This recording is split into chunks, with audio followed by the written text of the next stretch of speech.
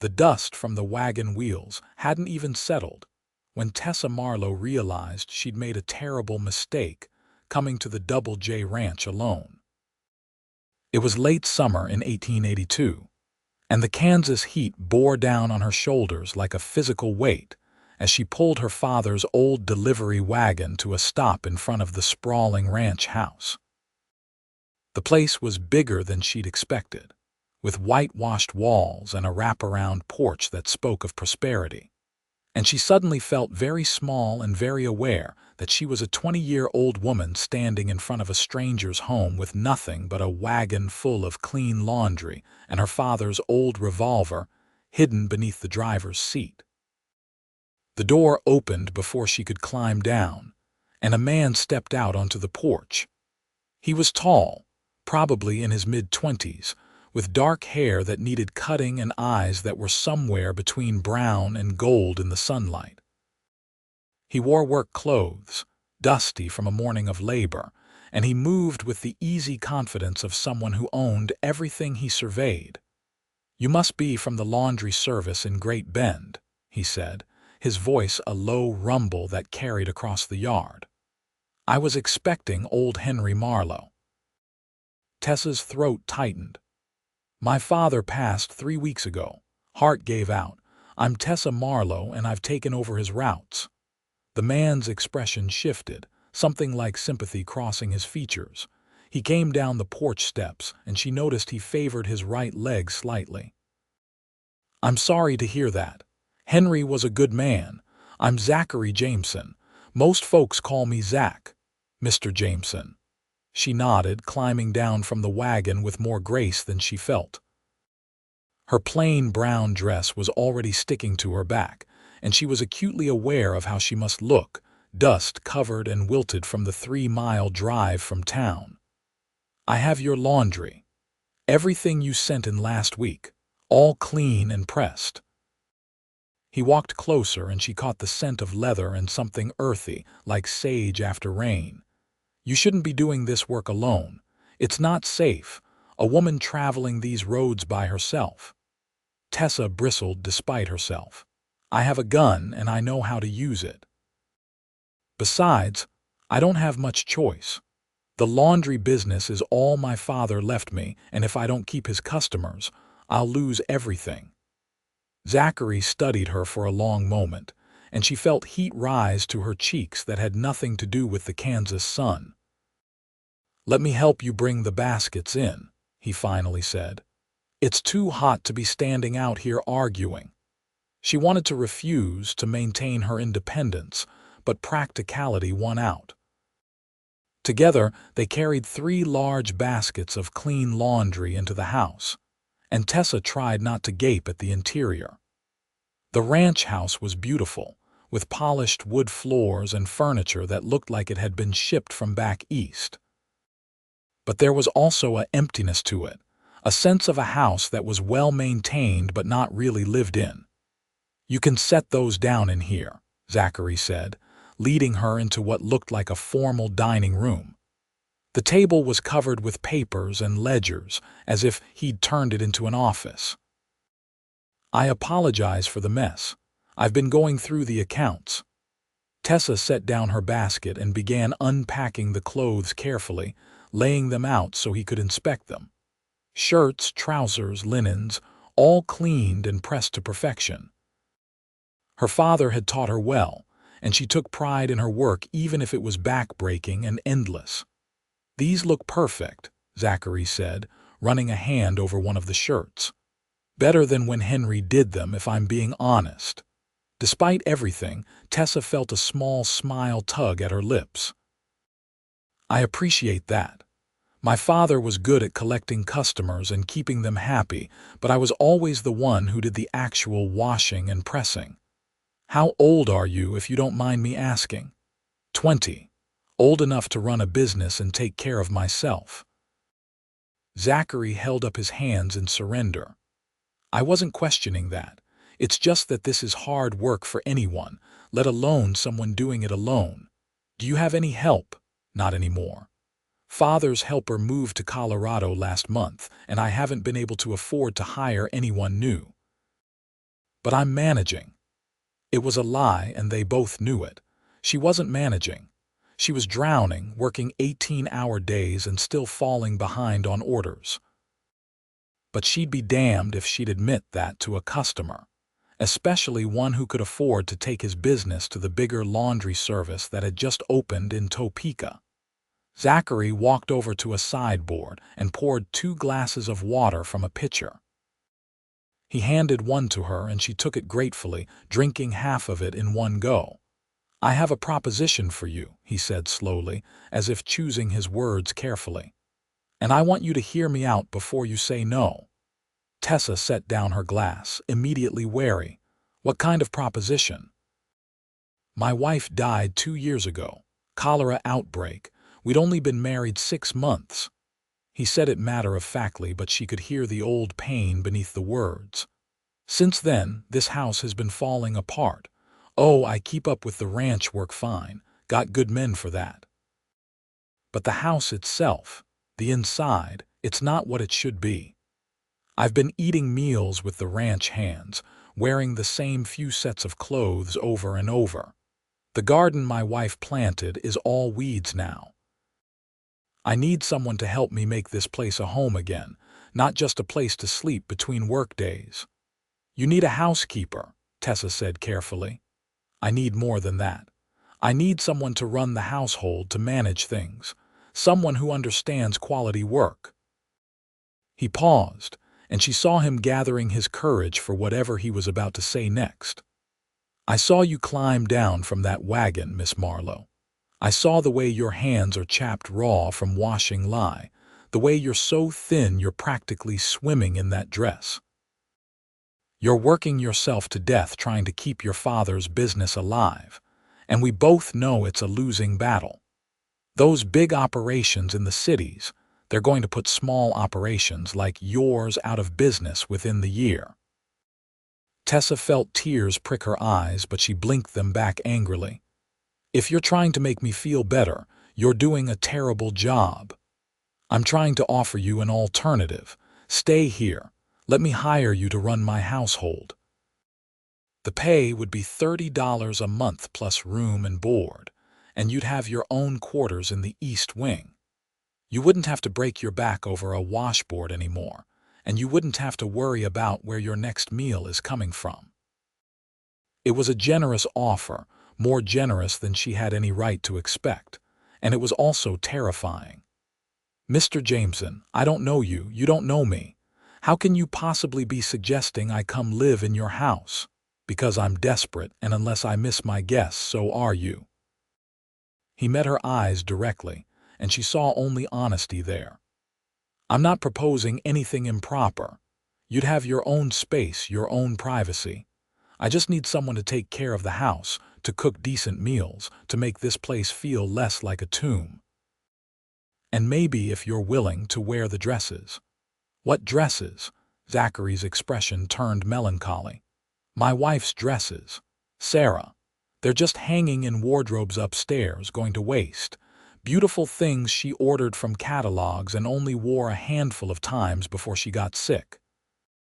I can't stand seeing them hanging there, reminders of everything we lost. But I can't stand the thought of selling them or giving them away to strangers either. If you were here, wearing them, bringing life back to this house, maybe it would feel less like I'm living in a shrine." It was the strangest job offer Tessa had ever heard, and yet something about it resonated deep in her chest. She thought about going back to Great Bend, to the tiny room above the laundry where she'd been living, to the endless days of steam and scalding water and customers who complained about every little imperfection. She thought about the bills piling up and the certainty that Zachary was right, that she was fighting a losing battle. "I need to think about it," she said finally. "Of course. Take all the time you need." He reached into his pocket and pulled out a small leather purse. "For the laundry. And there's a little extra there. Consider it a down payment in case you decide to take the job." Tessa opened the purse and nearly gasped. There had to be at least $50 inside, far more than the laundry bill. "Mr. Jameson, this is too much." Zach, call me Zach. And it's not too much if it means you'll seriously consider my offer. You said you have a gun and know how to use it, which means your father raised you to be practical. So be practical now. Think about what's best for your future. She wanted to argue to maintain her pride, but he was right. Being practical meant looking at her situation clearly. She could keep struggling with the laundry business and be bankrupt within months, or she could take a chance on this strange but seemingly sincere offer. I'll give you my answer when I come back next week with your next order, she said. Fair enough. Zach walked her back out to the wagon, and this time he insisted on helping her up to the driver's seat. His hand was warm and calloused as he steadied her arm, and she felt an unexpected jolt at the contact. Be safe on the road back to town. And Miss Marlowe, I meant what I said. Think about it seriously. The ride back to Great Bend gave her plenty of time to think, maybe too much time. The landscape rolled past, all golden grass and endless sky, and she found herself imagining what it would be like to live at the Double J Ranch. To have her own room, to wear beautiful dresses instead of her worn work clothes, to cook in that big kitchen she'd glimpsed on the way out, and to see Zachary Jameson every day with his sad eyes and his honest face. That last thought troubled her most of all. She barely knew the man. She had no business thinking about him as anything other than a potential employer. And yet there had been something in the way he looked at her, a kind of recognition, as if he saw not just a desperate laundress but a person who understood loss and hard work and the weight of responsibility. When she got back to her tiny room above the laundry, she found a notice had been slipped under the door. The building's owner was raising her rent, effective immediately. It was the final sign she needed. The universe was telling her, in no uncertain terms, that staying in Great Bend and trying to maintain her father's business was not going to work. That night, she lay in bed and made lists in her head. Practical lists of pros and cons, of risks and benefits. But underneath the practicality, there was something else, something that felt like hope. For the first time since her father had died, leaving her alone in the world at 20 years old, she felt like there might be a path forward that didn't involve working herself into an early grave. She spent the next week finishing up all her pending laundry orders, and when she loaded Zachary's clean clothes into her wagon the following Monday, she also packed a small trunk with her own belongings. It didn't take long. She didn't own much, just a few changes of clothes, her mother's Bible, her father's revolver, and a daguerreotype of her parents on their wedding day. The ride to the Double J Ranch felt different this time, weighted with decision and possibility. When she pulled into the yard, Zach was waiting on the porch as if he'd been watching for her. He came down the steps quickly, and she could see the question in his eyes. "I'll take the job," she said without preamble, "on a trial basis. 1 month. If it's not working out for either of us, I walk away with no hard feelings." The smile that broke across his face was like sunrise, transforming him from merely handsome to something that made her heart skip. "That's more than fair. Thank you, Miss Marlowe. You won't regret this. Tessa. If we're going to be living under the same roof, you should call me Tessa." Tessa. He tested the name, and she liked the way it sounded in his deep voice. "Let me help you with your things." Moving into the ranch house was surreal. Zach showed her to a suite of rooms in the east wing, and she had to stop herself from gaping. The bedroom alone was bigger than her entire apartment above the laundry had been. There was a real bed with a carved headboard, a wardrobe, a dressing table with a mirror, and windows that looked out over the prairie. Connected to it was a small sitting room with a comfortable chair and a bookshelf full of leather-bound volumes. "This was meant to be a guest suite," Zach explained, setting her trunk down carefully. Sarah and I had this idea that we'd have her family come visit from Missouri. It never happened, but the rooms are yours now for as long as you want them." "It's beautiful," Tessa said honestly. "I don't know what to say. Say you'll make yourself at home. The bathroom is just down the hall. I had running water and a real bathtub installed last year, one of the few modern conveniences I've allowed myself." He paused at the door. "Why don't you take some time to settle in? I'll be in my office if you need anything. We can talk about your duties over dinner." After he left, Tessa sat on the edge of the bed and tried to process the change her life had just taken. 24 hours ago, she'd been a struggling laundress with no prospects and mounting debts. Now she was living in a beautiful ranch house with a bathroom down the hall and a handsome rancher who seemed genuinely kind.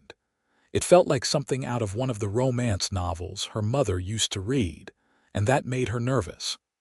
Real life wasn't a romance novel. There had to be a catch somewhere, but as the days passed, no catch revealed itself.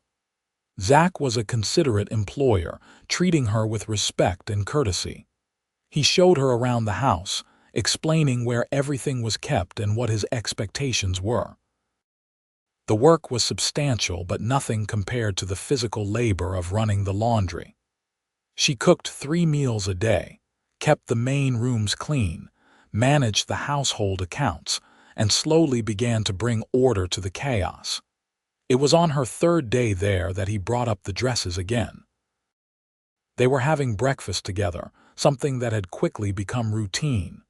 She discovered he liked his coffee strong and his eggs over easy, and he'd complimented her biscuits so sincerely that she'd felt herself blush. "I was thinking," he said, setting down his coffee cup. "If you're comfortable with it, maybe today you could go upstairs and look at Sarah's clothes. See if there's anything you'd like to wear." Tessa had been avoiding thinking about this part of the arrangement. Wearing a dead woman's dresses felt strange, almost ghoulish. But she'd agreed to it, and she could see how much it mattered to Zach. "All right. After I finish the breakfast dishes, I'll take a look." The master bedroom was at the opposite end of the house from her rooms, and she approached it with trepidation. Zach had given her permission to enter, but it still felt like an intrusion. The room was neat but dusty, clearly unused. The bed was made with military precision, and the furniture was heavy and masculine. But when she opened the wardrobe, she gasped. The dresses were beautiful, more beautiful than anything she'd ever owned. There were day dresses in practical cottons and calicos, afternoon dresses in silk and taffeta, even an evening gown in deep blue velvet that looked like it had never been worn. All of them were well made and clearly expensive, the kind of clothes a rancher's wife would order from catalogs to show her status and her husband's prosperity. Tessa pulled out a simple day dress in pale yellow cotton, sprigged with tiny white flowers. It was lovely and understated, with a modest neckline and long sleeves that would protect her from the sun. She held it up to herself in the mirror and was surprised to find that it looked like it would fit. She and Sarah must have been similar in size. Back in her room, she tried on the dress. It fit perfectly, hugging her waist and falling in soft folds to her ankles. She'd lost weight in the weeks since her father's death, but the dress accommodated her current figure beautifully. When she looked at herself in the mirror, she barely recognized the woman looking back. In her plain brown work dress, she looked like what she was, a working woman struggling to survive. In this dress, she looked like someone who belonged in a house like this, someone with grace and possibility. When she came downstairs, Zach was in the office, poring over ledgers. She knocked softly on the doorframe, suddenly shy. He looked up, and the expression that crossed his face made her heart race. "It suits you," he said quietly. "Sarah would be glad to see her dresses being worn by someone who appreciates them. Are you sure this doesn't bother you? I don't want to make you uncomfortable." Zach stood and came around the desk.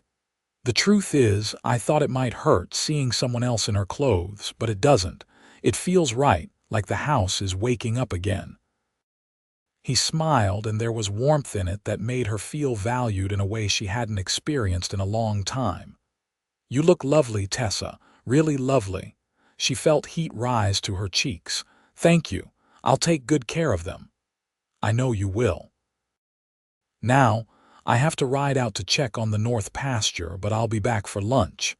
Think you can manage some of that roast chicken you mentioned? Consider it done." After he left, Tessa threw herself into her work with renewed energy. She cleaned the kitchen until it sparkled, prepared the chicken with herbs from the neglected garden, and even made a pie from the apples she'd found in the cold cellar. She was determined to prove that hiring her had been the right decision, that she could be more than just adequate at this job. But underneath the practical motivations, there was something else stirring. She found herself thinking about the way Zach had looked at her in Sarah's dress, the warmth in his eyes when he'd called her lovely. She found herself wondering what he was doing out on the range, whether he was thinking about her at all, whether this strange arrangement might become something more. That night, after dinner, they sat together on the front porch in the cooling evening air. It had become an unexpected ritual, these quiet moments at the end of the day when they'd talk about nothing in particular. Zach told her about the ranch, about the challenges of managing cattle and horses and the men who worked for him. She told him about growing up in Great Bend, about her mother who died when she was 12 and her father who'd never quite recovered from the loss.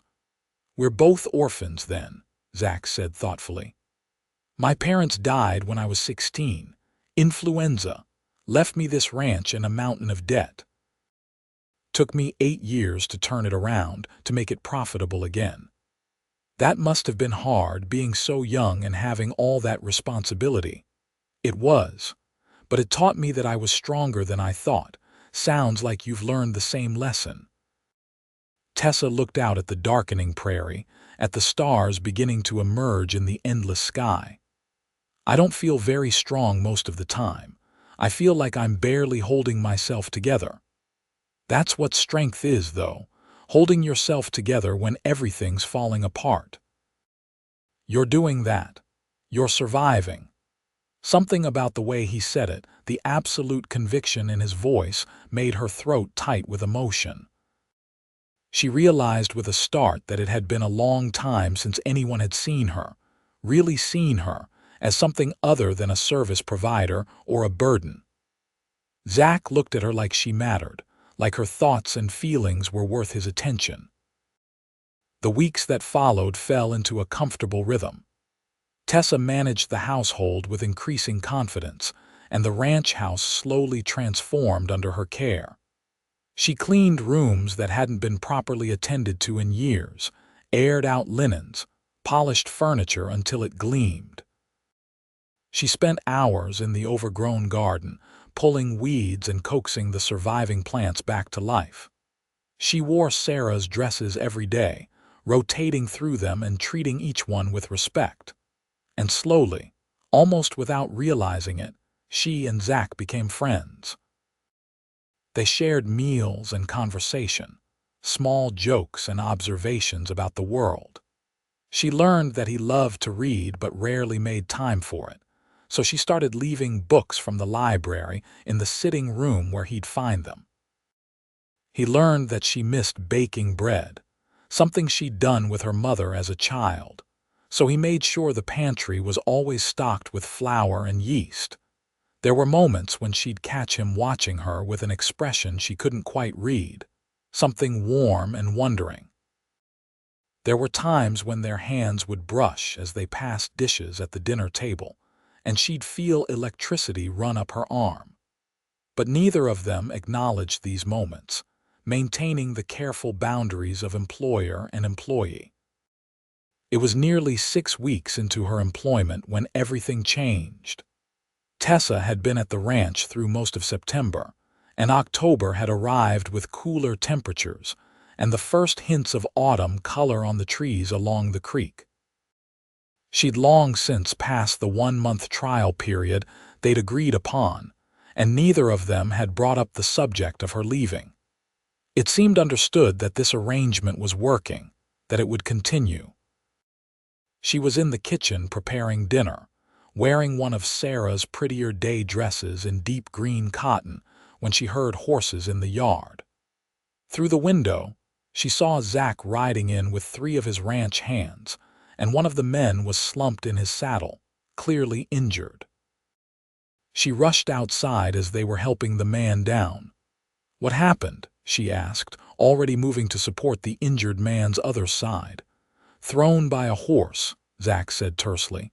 "Hit his head pretty hard. We need to get him inside." Together they got the man, a young cowboy named Pete who couldn't have been more than 19, into the house and onto the sofa in the parlor. Tessa took charge immediately, calling for water and clean cloths, examining the gash on Pete's forehead with gentle but efficient hands. "It's not as bad as it looks," she told Zach, who was hovering nearby with worry etched on his face. "Head wounds bleed a lot, but the cut itself is shallow. He'll need stitches, though." "I can ride for the doctor," one of the other ranch hands offered. "By the time you get to town and back, I'll have him stitched up," Tessa said. "My father was accident-prone. I've sewn up more cuts than I can count." She worked quickly and competently, cleaning the wound, threading a needle with steady hands and putting in neat, precise stitches while Zach held Pete still. The young man bore it stoically, though she could see him biting his lip against the pain.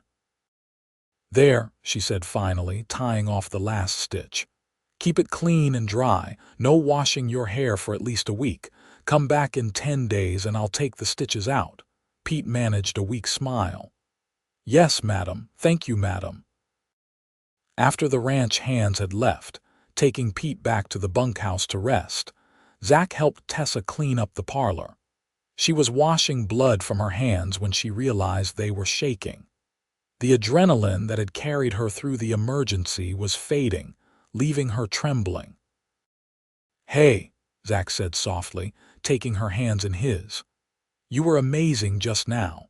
Where did you learn to do that? I told you, my father was always having accidents, and my mother was the one people called when someone in town needed help with a birth or a sickness. I learned from watching her." She looked down at their joined hands, at the way his thumbs were rubbing gentle circles on her wrists. "I was so scared I'd make it worse. But you didn't. You helped him. You were calm and capable and exactly what he needed." Zach stepped closer, and suddenly the kitchen felt very small. "You're constantly surprising me, Tessa Marlowe." She looked up and found his face inches from hers. His eyes were warm, full of something that made her heart race and her breath catch. "Zach," she whispered, not even sure what she was asking for. "Tell me if this isn't what you want," he said, his voice rough. "Tell me if I'm overstepping and I'll back away, but I have to tell you I haven't been able to stop thinking about you. Every day, every moment, you're there in my head." "I think about you too," she admitted. "I know I shouldn't. I know this is complicated, but I can't help it. It doesn't have to be complicated." His hand came up to cup her cheek, his thumb brushing across her cheekbone with infinite gentleness. "I care about you, Tessa. Not as an employee, not as someone filling a role in my household. As a woman I admire and want to know better. I care about you too," she breathed. "But I'm scared. What if this doesn't work? What if we ruin everything we've built here? Or what if it does work? What if we could have something real?" He leaned in slowly, giving her every chance to pull away, and brushed his lips against hers in the softest kiss. It was like coming home, like finding something she hadn't even known she was looking for. Tessa's eyes fluttered closed, and she kissed him back, her hands coming up to rest on his chest where she could feel his heart pounding as hard as her own. When they finally pulled apart, both breathing heavily, Zach rested his forehead against hers. I know we should probably take this slow. Court properly, do everything the right way. But Tessa, I haven't felt this alive in years.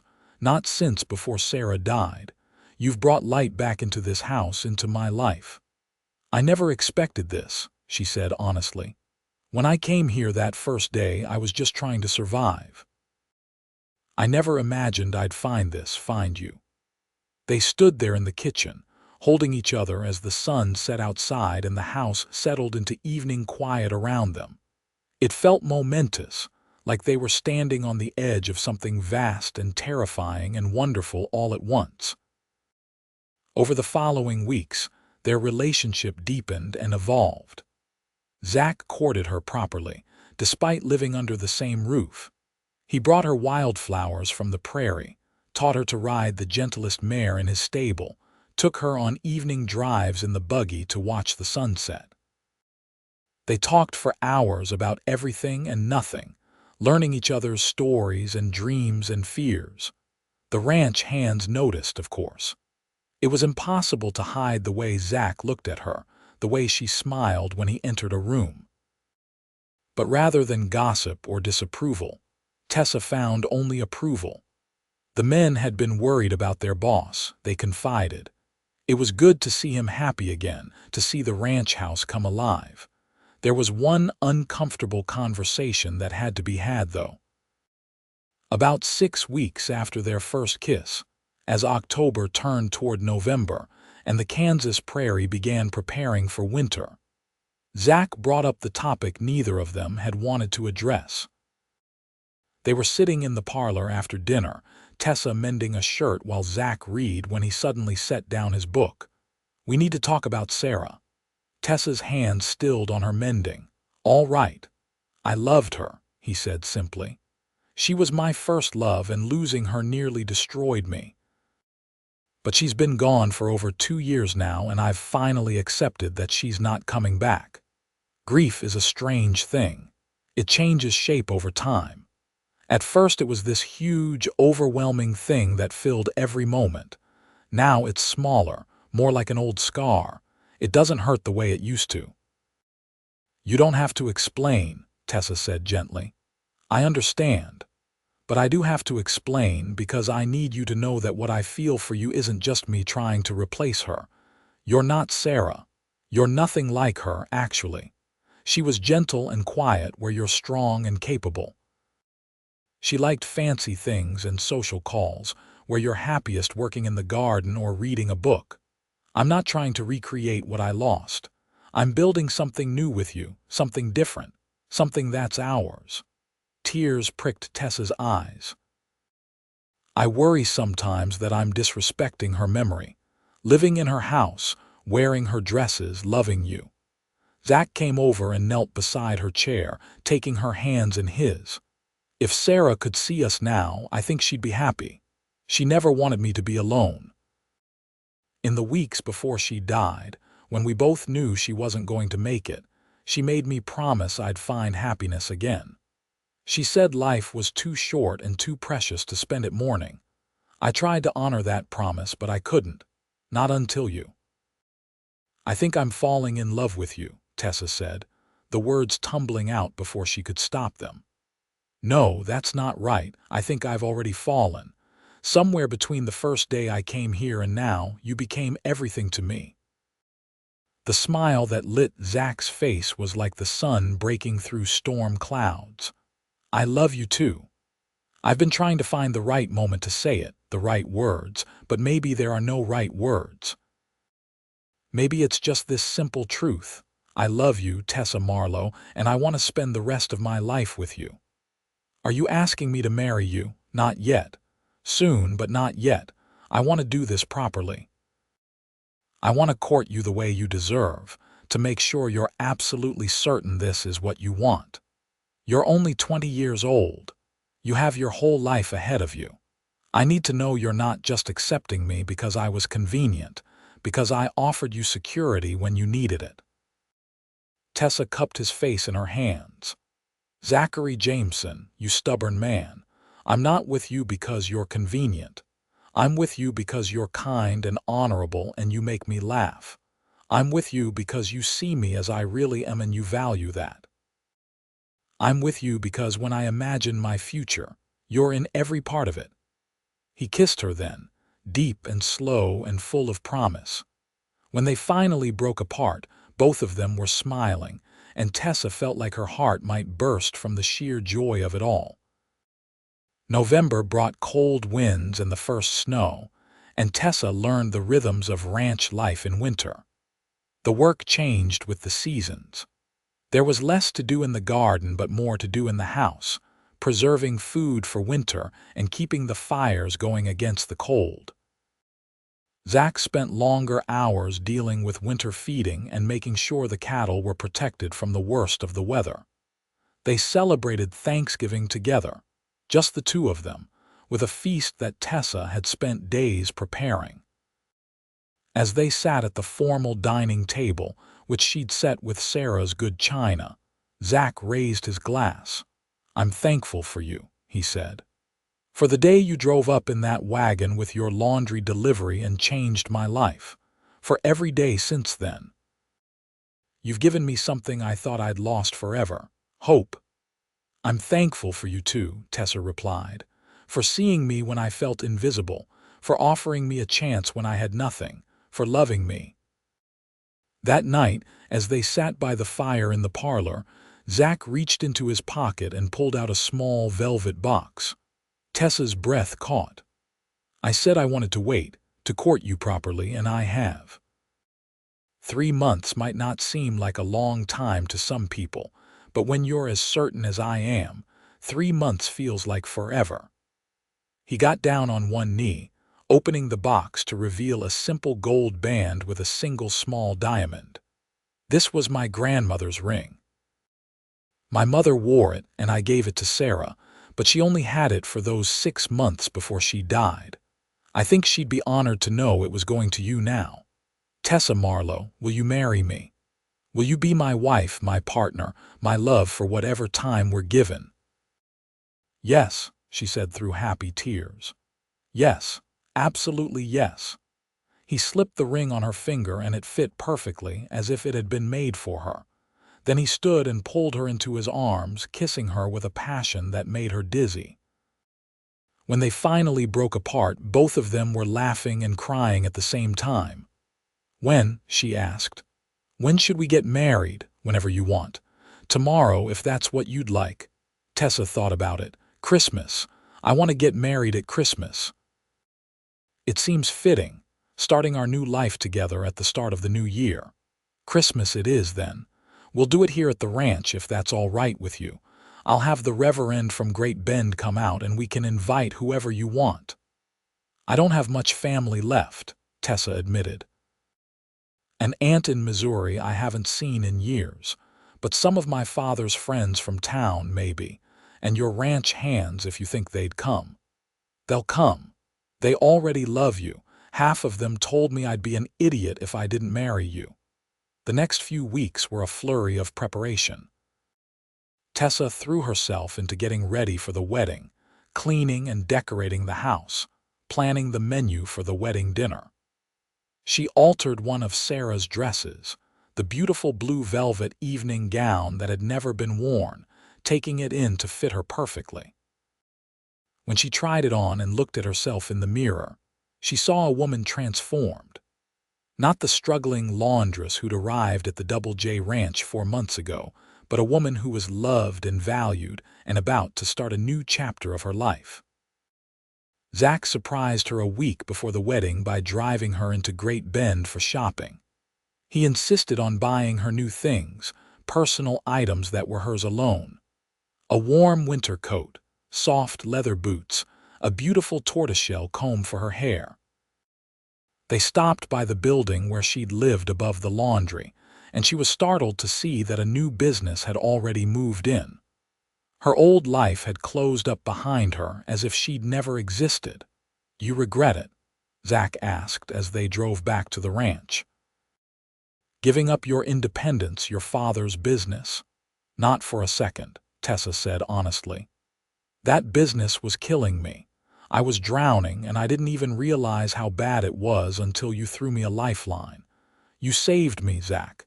In every way a person can be saved. You saved me too, he said quietly. I was just existing before you came, going through the motions of life without really living. You reminded me what it feels like to be alive, to be happy, to look forward to tomorrow. Christmas Day, 1882, dawned cold and clear, with fresh snow covering the prairie in a blanket of white. Tessa woke early in her room in the east wing, knowing it would be the last time she slept there. Tonight she'd move into the master bedroom with Zach as his wife. Her hands shook slightly as she dressed, pulling on the altered blue velvet gown. It fit her like a dream, the color bringing out the blue in her eyes. She pinned up her hair with the new tortoiseshell comb, letting a few curls frame her face. When she looked at herself in the mirror one last time, she barely recognized the woman looking back. She looked happy, radiant even, glowing with love and anticipation. The ceremony was held in the parlor, which Tessa had decorated with evergreen branches and white ribbons. The ranch hands were there, scrubbed clean and wearing their best clothes. A few people from town had made the trip despite the cold, including her father's old friend Samuel, who'd helped her with the laundry business in those first awful weeks after her father's death. The Reverend Patterson from the church in Great Bend stood before the fireplace, his Bible open in his hands. And there was Zach, looking impossibly handsome in a new black suit, his eyes lighting up when he saw her enter the room.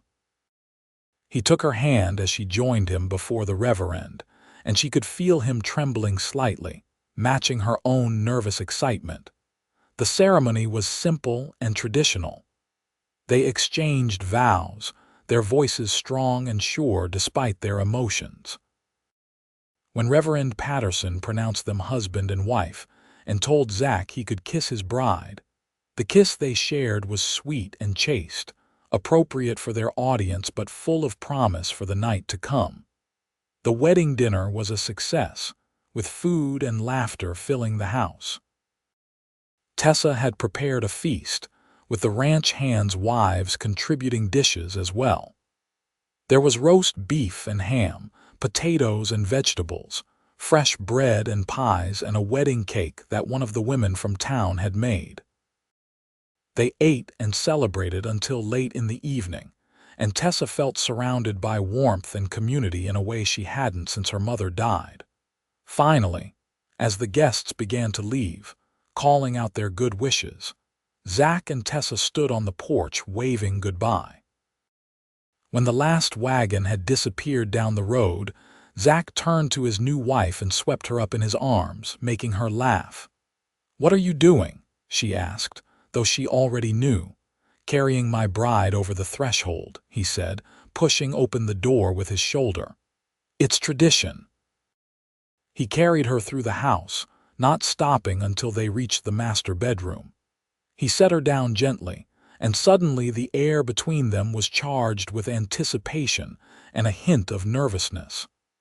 "I know it's been a long day," Zach said softly, his hands coming up to cup her face. "If you're tired, we can wait. There's no rush." Tessa reached up and began unpinning her hair, letting the dark curls fall around her shoulders. "I don't want to wait. I want to be your wife in every way. I want to start our life together right now." What followed was tender and passionate, fumbling at moments because Tessa had little experience and Zach wanted to be gentle with her, but ultimately perfect because it was them, together, sealing their commitment with their bodies as well as their hearts. Afterward, they lay tangled together in the big bed, Tessa's head on Zach's chest, listening to his heartbeat. "I love you," he murmured into her hair. "I know I've said it before, but I need to say it again. I love you, Tessa Jameson." "Tessa Jameson," she repeated, testing out her new name. "I like the sound of that, and I love you too, so much it sometimes scares me." "Why does it scare you?" "Because I never imagined I could be this happy. It feels too good to be true, like I'm going to wake up and find out it was all a dream." Zach tightened his arms around her. It's not a dream. This is real. We're real. And we have the rest of our lives to prove it to each other. The winter passed in a blur of happiness.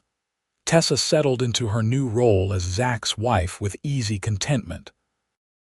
The boundaries that had existed when she was his employee were gone now, and they were free to express their love openly. She learned the patterns of his body, the way he liked to be touched, the sounds he made when she pleased him. He learned her moods and needs, how to make her laugh, how to comfort her when she was sad. They talked about the future, about their hopes and dreams. Zach wanted to expand the ranch, to breed better quality cattle and maybe add some horses. Tessa wanted to plant a real vegetable garden in the spring, big enough to feed them through the next winter with plenty left over to sell in town. They both wanted children, though neither of them felt any rush. They were content to have this time together, just the two of them, learning to be partners and lovers. Spring came early in 1883, and with it came new life to the ranch. The cattle had calved successfully, and the ranch was thriving. Tessa planted her garden with seeds she'd ordered from a catalog, dreaming of tomatoes and squash and beans. She also planted flowers, bright, cheerful blooms to replace the weeds that had choked Sarah's original garden. It was in late April that Tessa first suspected she might be pregnant. Her monthly cycle, always regular, failed to arrive. She felt different, slightly queasy in the mornings, her breasts tender. She didn't say anything to Zach at first, not wanting to raise his hopes until she was certain. But when another month passed and she was sure, she decided to tell him. She chose a warm evening in May when they were sitting together on the porch, watching the sun set. "I have something to tell you," she said, trying to keep her voice calm though her heart was racing. Zach turned to her immediately, concern flickering in his eyes. "What is it? Is something wrong?" "Nothing's wrong. Everything is very, very right." She took his hand and placed it on her still flat stomach. "We're going to have a baby. Sometime in December, I think." The expression on his face was everything she'd hoped for, wonder, joy, and a touch of fear all mixed together. "A baby," he repeated as if he couldn't quite believe it. "We're having a baby. Are you happy?" she asked, suddenly needing to hear him say it. "Happy? Tessa, I'm overwhelmed, I'm terrified, I'm ecstatic, I'm everything all at once." He pulled her into his arms, holding her carefully as if she might break. "A baby, our baby. It's more than I ever hoped for." The pregnancy progressed smoothly through the summer months. Tessa's figure began to round, and she had to alter Sarah's dresses to accommodate her changing shape. The morning sickness faded after the first few months, replaced by an appetite that made Zach laugh. She ate everything in sight, and he made sure the kitchen was always stocked with her current cravings. The ranch hands were excited about the coming baby, treating Tessa like fragile glass, much to her amusement. They took over some of her heavier chores without being asked, and their wives began knitting tiny booties and blankets. Tessa felt surrounded by community and support in a way she'd never experienced before. In October, Zach made a trip into Great Bend and came back with a beautiful wooden cradle he'd commissioned from the town's carpenter. It was made of oak, smooth and sturdy, with delicate carvings of horses and cattle on the sides. He set it up in the corner of their bedroom, and Tessa found herself sitting beside it sometimes, her hand resting on her swollen belly, imagining their child sleeping there. They talked about names endlessly. If it was a girl, Tessa liked Elizabeth or Hannah. If it was a boy, Zach suggested Samuel after Tessa's father's friend, or maybe Matthew. They made lists and debated and changed their minds constantly, laughing at themselves for being so indecisive. As Tessa's due date approached, Zach became increasingly protective. He barely wanted to let her out of his sight, worrying about every little thing. "Doctor, Williams from Great Bend had agreed to attend the birth, and Zach had arranged for him to stay at the ranch for the week around the expected due date. On December 15th, 3 days before the baby was expected, Tessa's labor began in the early morning hours. She woke Zach with a gentle shake, trying not to let him see how scared she was. Women died in childbirth all the time. She knew the risks, had seen the small cemetery plot behind the church in Great Bend with its rows of graves marking women who hadn't survived bringing their babies into the world. But she didn't let herself dwell on that. She focused on breathing through the contractions, on letting her body do what it needed to do. Zach sent one of the ranch hands for Dr. Williams and stayed with her, holding her hand and wiping her forehead with a cool cloth as the contractions grew stronger and closer together. The labor lasted most of the day.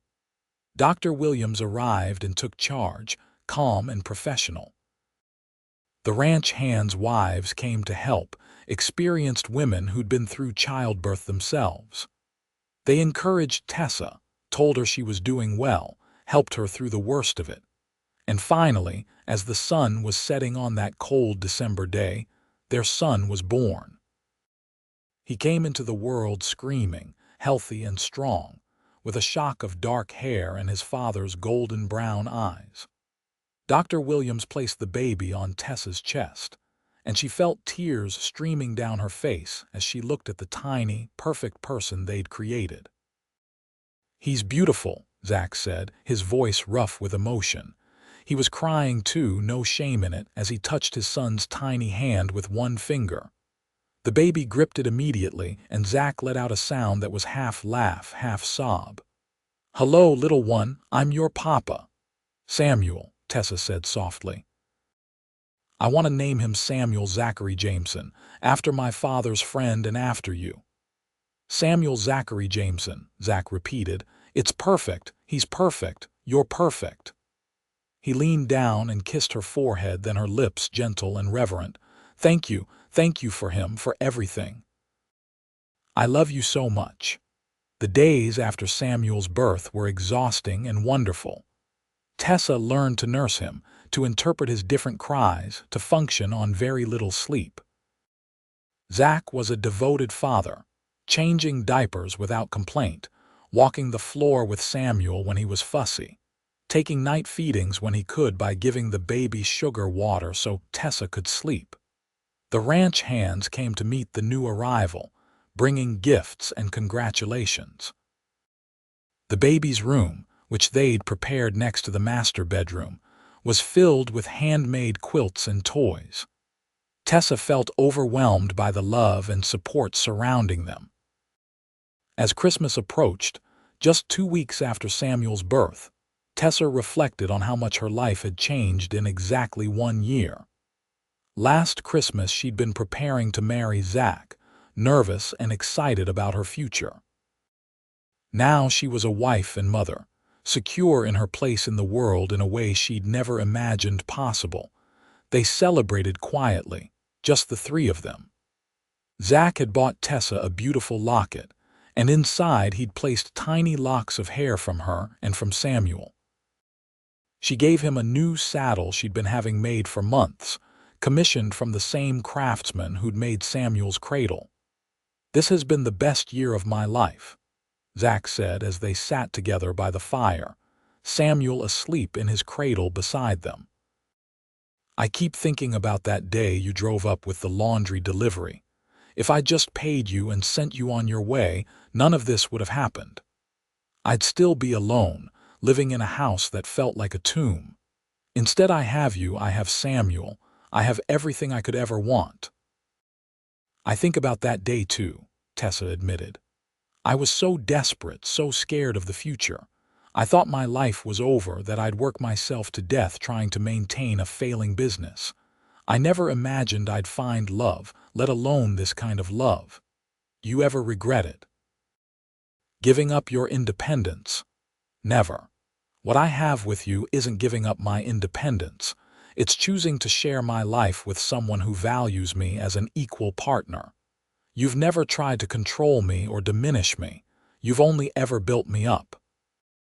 Zach reached over and took her hand, bringing it to his lips.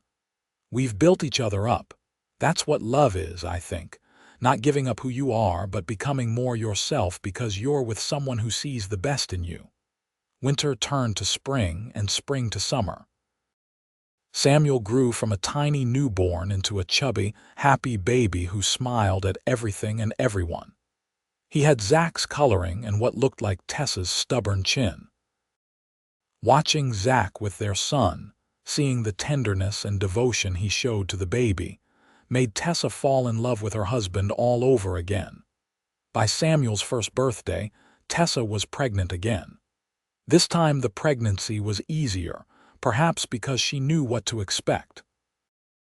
Their second child, a daughter they named Hannah Rose, was born in September of 1884. She was small and delicate where Samuel had been sturdy, with light brown hair and blue eyes like her mother. The ranch continued to prosper. Zach's hard work and good management paid off, and they were able to expand, buying adjacent property and increasing their herd. They hired more ranch hands, and Tessa found herself managing a household that was more like a small community. She loved it, the sense of purpose and belonging, the feeling of being needed and valued.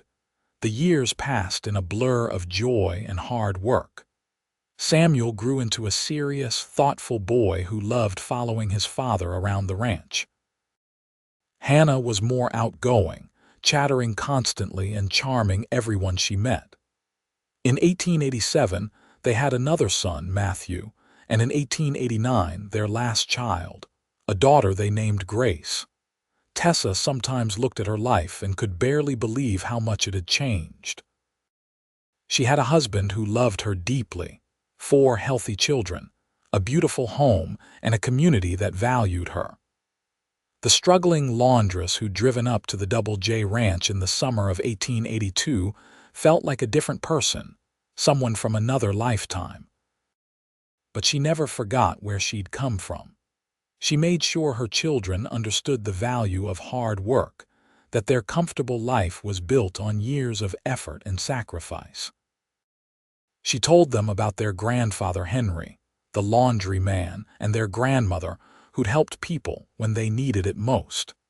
She wanted them to understand that privilege came with responsibility, that they should use their advantages to help others. It was on their 10th wedding anniversary, Christmas Day 1892, that Zach gave her a very special gift. They put the children to bed early, telling them Santa wouldn't come until they were asleep, and were sitting together in the parlor. Samuel was 9 now, Hannah 8, Matthew 5, and Grace 3. The house was full of the chaos and joy of family life. "I have something for you," Zach said, handing her a wrapped package. Tessa opened it carefully and found a leather-bound book. When she opened it, she saw it was a journal and the first page had writing in Zach's careful hand. "The Story of Us," she read aloud, "by Zachary and Tessa Jameson. I started writing down our story," he explained. "How we met, how we fell in love, everything that's happened since. I thought maybe someday our children and grandchildren would want to know how their mother came to deliver laundry and ended up staying forever." Tears filled Tessa's eyes as she flipped through the pages, seeing their story written in his neat script. "This is beautiful. It's the best gift you could have given me." "I want to keep adding to it," Zach said. "Every year we can write about what happened, the good and the bad, so they'll know the truth of our lives. Not just the happy parts, but the struggles too, how we built this life together. I love that idea." Tessa set the book aside and moved closer to him on the sofa. "Have I told you today that I love you? Only about 5 times, but I never get tired of hearing it. I love you, Zachary Jameson. I loved you when I was too scared to admit it. I loved you when we got married. I loved you when each of our children was born, and I love you now. More every day somehow. I love you too. You're my best decision, Tessa, The best thing I ever did was ask you to stay." They kissed, a long, slow kiss full of 10 years of love and partnership. Through the window, they could see snow beginning to fall, covering the prairie in white. The ranch was quiet except for the crackling fire and the soft sounds of their children sleeping upstairs. The years continued to pass. Samuel grew into a young man who loved the ranch as much as his father did, and took over more responsibility as he matured. Hannah surprised everyone by developing a talent for numbers and began helping with the ranch accounts. Matthew had his mother's gentle nature and wanted to be a doctor. Grace, the baby, was wild and free, riding horses almost before she could walk. Tessa and Zach grew older together, their hair turning gray, their faces gaining lines from years of laughter and hard work. But they never lost the spark between them, that connection that had drawn them together from the very beginning. They still sat together on the porch in the evenings, still held hands, still looked at each other with love and appreciation. In 1900, when Samuel was 18 and preparing to take over the ranch, Tessa and Zach celebrated their 18th anniversary. Their children threw them a party, inviting half the county. The ranch house was full of people, food, music, and laughter. As Tessa looked around at her family and friends, at the life they'd built together, she felt almost overwhelmed with gratitude. Later that night, after everyone had gone home and the children were in bed, she and Zach added another entry to their journal. They took turns writing, recording the year's events, their children's accomplishments, the challenges they'd faced and overcome. "What do you think our grandchildren will think when they read this?" Tessa asked, setting down the pen. "I think they'll understand that love isn't just about the big romantic gestures. It's about showing up every day, doing the work, choosing each other over and over again." Zach closed the journal and set it carefully on the shelf where they kept it. "I think they'll see that sometimes the best things in life start with the smallest moments. A laundry delivery, a job offer, a choice to take a chance on something new. And they'll see that you don't have to have a perfect beginning to have a perfect ending," Tessa added. "We both came to this relationship carrying grief and fear and uncertainty, but we built something beautiful anyway." The years continued their steady march. Samuel married a sweet girl from town named Elizabeth, and they gave Tessa and Zach their first grandchild in 1902, a boy they named Henry after Tessa's father. Hannah went to college, shocking everyone, and came back with a degree and a husband who was a banker. Matthew went to medical school and eventually opened a practice in Great Bend. Grace married a rancher from a neighboring spread and stayed close enough to visit often. As Tessa and Zach entered their 50s and then their 60s, the ranch remained the center of their lives, though Samuel and Elizabeth had taken over most of the day-to-day management. Tessa still kept the garden, now with Grace's help, and still managed the household even though they had help now. Zach still rode out to check on the cattle, though not as often or as far as he used to. They were sitting on the porch on a warm summer evening in 1912, celebrating their 30th anniversary, when Zach brought up something they'd both been thinking about. "We're getting old," he said without preamble. "I'll be 56 next month. You're 50. "Thank you for reminding me," Tessa said dryly, though she was smiling. "I've been thinking about what happens after, about what we want to leave behind. The ranch will go to Samuel, that's always been the plan. But what about everything else?" "What do you mean?" "I want to make sure the people who helped us along the way are taken care of. The ranch hands who have been with us for decades, their families. Maybe we could set up a fund, something to help people in Great Bend who are struggling the way you were struggling when we met." Tessa felt tears prick her eyes. Even after all these years, Zach could surprise her with his kindness. "I love that idea. A fund to help people start over, get back on their feet. We could call it the Henry Marlowe Memorial Fund after my father. Perfect. Zach took her hand, his thumb rubbing over her knuckles the way he'd been doing for 30 years. I want our lives to mean something beyond just our family. I want to help others the way I was able to help you. They spent the next few years putting their plans into action. They established the fund, working with the bank in Great Bend to set it up properly. They made sure their ranch hands had pensions, that the families who'd worked for them for years would be secure. They even donated money to build a new school in town, something that had been needed for years but the county couldn't afford. Their children thrived. Samuel ran the ranch with skill and had given them 3 more grandchildren. Hannah and her husband had 2 daughters who were both brilliant and ambitious.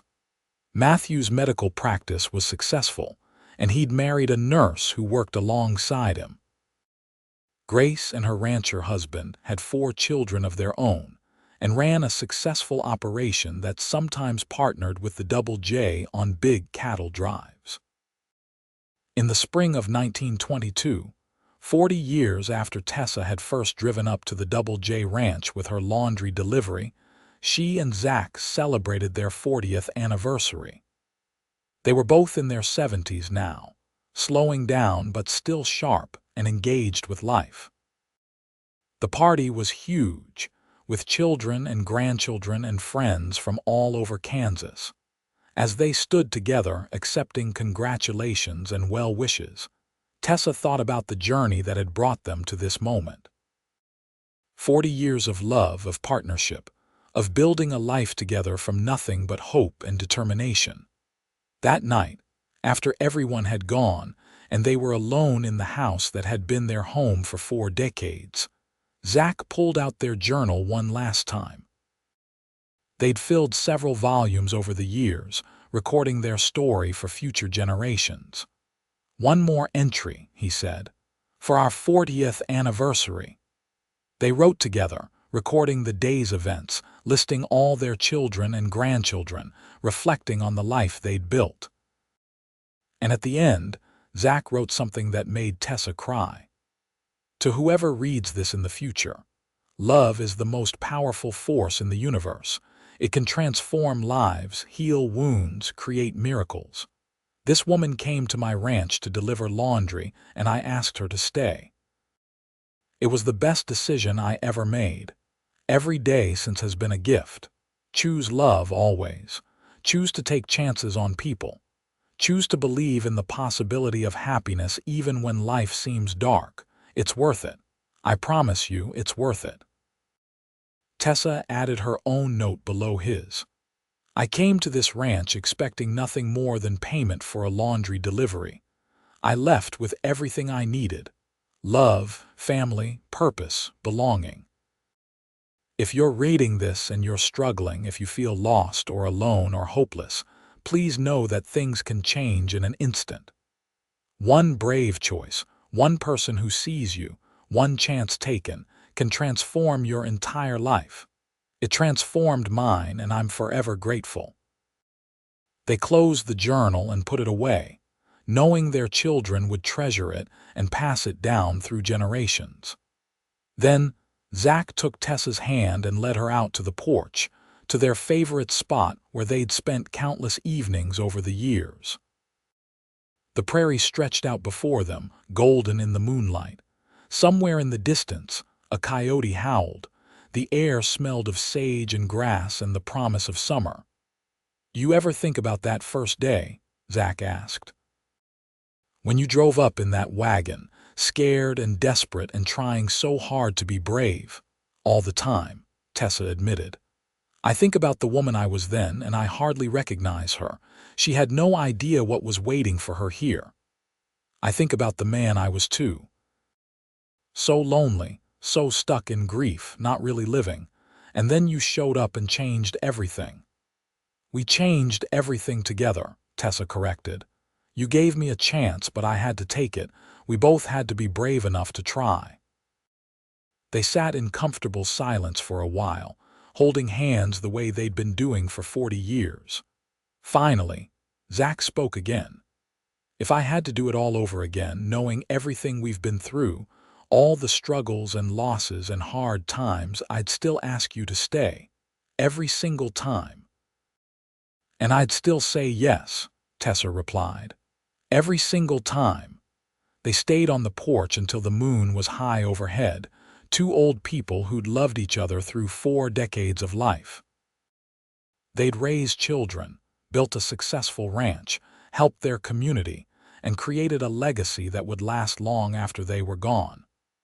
But more than any of that, they'd loved each other completely, choosing each other every single day for 40 years. When they finally went inside, Zach helped Tessa up the stairs, both of them moving slower than they used to. They got ready for bed with the practiced ease of a lifetime together, and when they lay down, Tessa curled into Zach's side the way she'd been doing since their wedding night 40 years ago. "I love you," she whispered into the darkness. "I love you too," he replied. "Always have, always will." They fell asleep like that, wrapped in each other's arms, two souls who'd found each other against all odds and built a beautiful life together. Outside, the prairie wind whispered through the grass, and somewhere on the ranch, a new generation of Jamesons slept peacefully, secure in the love and legacy their grandparents had created. The story of the laundress who came to deliver laundry and stayed to build a life had become legend in the area. People told it as an example of how love could transform lives, how taking chances could lead to miracles, how the most unexpected beginnings could lead to the most beautiful endings. And in a cedar chest in the master bedroom of the Double J Ranch, carefully preserved and waiting for future generations, was the journal that told their complete story. Every joy, every sorrow, every ordinary day and extraordinary moment of their 40-year love affair. It was a testament to what two people could build when they chose to love completely, to work together, to never give up on each other no matter what challenges they faced. Tessa Jameson, born Marlowe, died peacefully in her sleep in the spring of 1925 at the age of 63. Zachary Jameson followed her 6 months later, his heart finally giving out from a lifetime of hard work and, his children said, a broken heart at losing his beloved wife. They were buried together in the family cemetery on the ranch, under a single headstone that read, "Together always."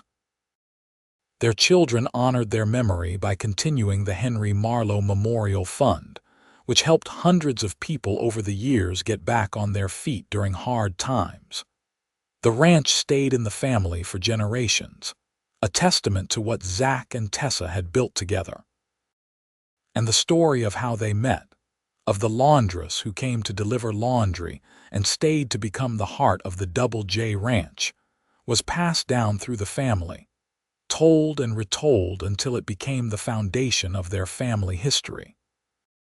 Their great-great-grandchildren would eventually read the journals, and they would understand what their ancestors had known. That love, real love, is about more than romance and passion. It's about showing up every day. It's about choosing each other over and over. It's about building something together that's stronger than either person could create alone. The legacy of Tessa and Zachary Jameson lived on long after they were gone, not just in the ranch they'd built or the fund they'd established or the children they'd raised, but in the example they'd set of what a true partnership could be. They'd proven that you didn't need a perfect beginning to have a perfect ending, that love could flourish in the most unexpected circumstances, and that sometimes the best things in life started with the simplest moment: a laundry delivery, a job offer, a choice to stay. And everything that followed, beautiful and hard and real and true, was built on that foundation of courage and love and the willingness to take a chance on something new. It was a story worth telling, worth remembering, worth passing down through generations as a reminder that love, when nurtured and cherished and fought for, could truly conquer all.